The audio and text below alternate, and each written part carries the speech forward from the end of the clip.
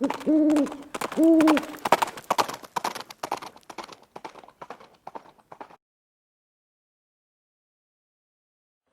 guys, good afternoon. It's afternoon here, and we are in the first week of November in 2022. Kind of a chilly day here on the Central Coast. I'm going to be loading some 380 stuff today. We're using this Sig Sauer pre-primed brass that we got from Midway. One of the advantages of primed brass is no hazmat fee. Okay, that seems weird to me, but that's the deal. So you don't have to pay hazmat fee on primed brass. We're going to be loading again with Winchester 231 powder, about 3.3 grains. And I'm going to get this stuff loaded up today and go to the range this evening, and we'll come back. And I've got this GoPro that I've been trying to figure out how to use for a long time. It's just painful for me to fiddle around with camera stuff at the range, but maybe I can grab a clip or two, and we will include that if it actually works. All right, let's get going here on the loading. If you're watching on YouTube, I won't show you any of the loading here on the YouTube channel. You'll have to go see that over on Rumble. It's not going to be a whole lot anyway, but I will come back here and tell you how it went at the range, okay? All right, here's the die and press setup. We're using the Lee Classic 4-hole turret press, and these are mostly Lee dies. Here's our Lee sizer die with the depriming stem removed so we don't punch out the primers, right? We're using the Lee Auto Drum powder measure. My seeder is an RCBS 9mm seeder with a slightly modified seeding stem. It's a round nose seeding stem that I kind of chamfered out a little bit so that it wouldn't bite the tops of my flat nose bullets off. I had to modify the end of this just a little bit. You can see where I've kind of polished that out a little bit, and that's to help fit this particular bullet just a little bit better. It also works a little better with my round nose 9mm and 380 bullets, cast bullets that is. And we've got the Lee factory crimp die. And since we've already got primed brass, the primer arm is not in the system. We don't need that. We'll use a Redding shell holder in here. And of course we got everything mounted on inline fabrication gear. I've got the inline fabrication riser in here that allows me to do my loading from a standing position. If I'm going to do it sitting, then I'll take that riser out of there. Now it's die cleaning time, and let's take a look at this. Here is the funnel from the expander die, and we got quite a bit of stuff. All those brass chunks out of there. Okay, that's not uncommon with brand new brass to have all of that gunk getting collected on there. Oops. Stay there. So we'll kind of clean down inside here a little bit too. Then that should just be a little bit of powder dust that's in there, and it is. But I like to clean these guys out periodically, particularly after that. And that was only 100 cases. So we get all of that off of there.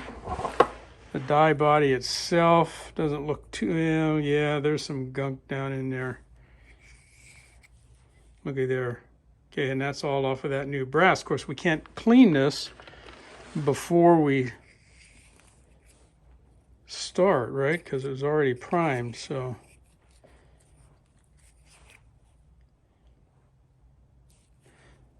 We got a little bit of schmutz up inside there. Remember, that's only 380 cases, so it's not going to be much up further than that. So there's that guy.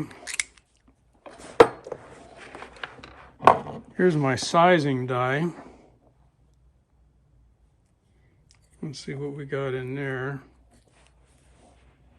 Okay, a little bit of gunk in there, and I had cleaned these just before we started, so that's probably some lubricant that's residual on those new cases.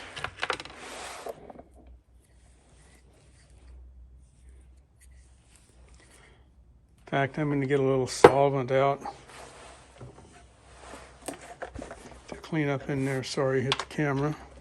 And I'm just going to use a little bit of alcohol on here. Yeah, we got most of it out of there. Okay, so that's clean. How about my cedar dye? Well, I see a couple little pieces of brass up in there.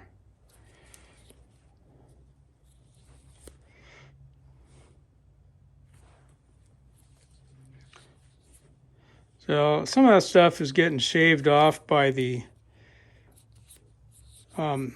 expander dye, that Lee expander, and some of it is probably from the sizer dye too. That looks pretty good. Okay, so we got those guys cleaned up. I'm going to wipe them off with my Ballistol rag. Let me close this up before I knock that over.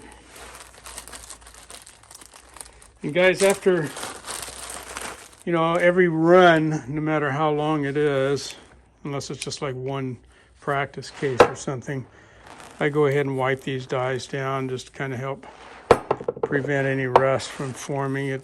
Some will get on here anyway with time, but it doesn't take that long. Always a good idea to get in here and clean that stuff up.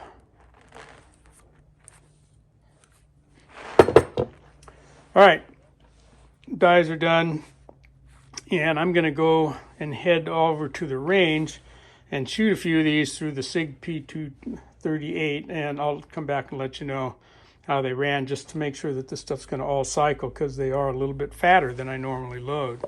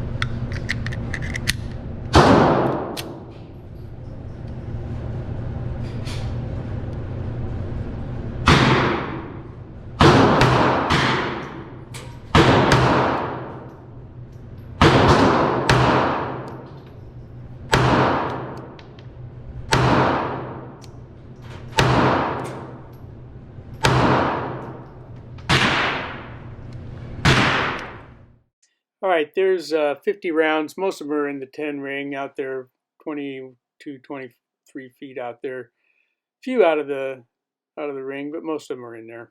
Not bad for that little short barrel. All right, guys, we're back from the range. After shooting 50 rounds, I got 36 pieces of brass back. That's fairly typical. So, like I said, we lose about a third of it. These primers, let me zoom that in here. Okay, they look good. Okay, not a particularly hot round at all. Okay, although it's that 3.3 grains of 231 that we stuck in there, it fills that case up pretty well with that bullet. And I've chronographed this stuff before. Not with these cases, obviously, the first time I've used that case, but typically with my other reloads, that that load gives me about 920 to 950 feet per second, so it zips them out of there pretty well. All right, well, you saw a little bit of the carnage with this little guy. You know, it's a dinky little gun, and it's kind of all I can do even to bury it in my little hands. But, you know, it's got nice sights on it. I like the firearm. It shoots okay, I will say, with that little dinky short barrel. Okay, guys, there you go. Our Sig brass, the prime brass, ran okay. There were no hiccups, no problems with feeding or anything like that. You saw the primers. Okay, they were nice and easy. They're pretty heavy-duty primers. That's actually a kind of a stiffer load for this little gun. But everything worked fine. I was happy about that. I wish I'd have shot better, but you know. Would I buy the brass again? You know, I'm kind of neither here nor there. I don't see anything, you know, any better about this brass than anything else. The extra thick case wall might be a double-edged sword, so to speak. You know, maybe the brass will last longer, but on the other hand, for cast bullets, it makes it a little tougher to get it to pass the plunk test, although it did, and there were no issues, you know, no hiccups with feeding or anything like that. The firearm ran fine. So it's pricey. It was a way to get some primers. So, you know, at 30 cents a case, you know, take away a dime for the primer on today's prices, that makes the case 20 cents for a new piece of brass. You be the judge. It worked. You know, I don't think I'll buy this brass again, but because I don't need to. Okay, I got plenty of primers now. But you know, after the measurements we took and taking a good look at the Sig brass, you can be your own judge for that. See if it's something that you might be wanting to purchase at some point. But for now, that's all she wrote.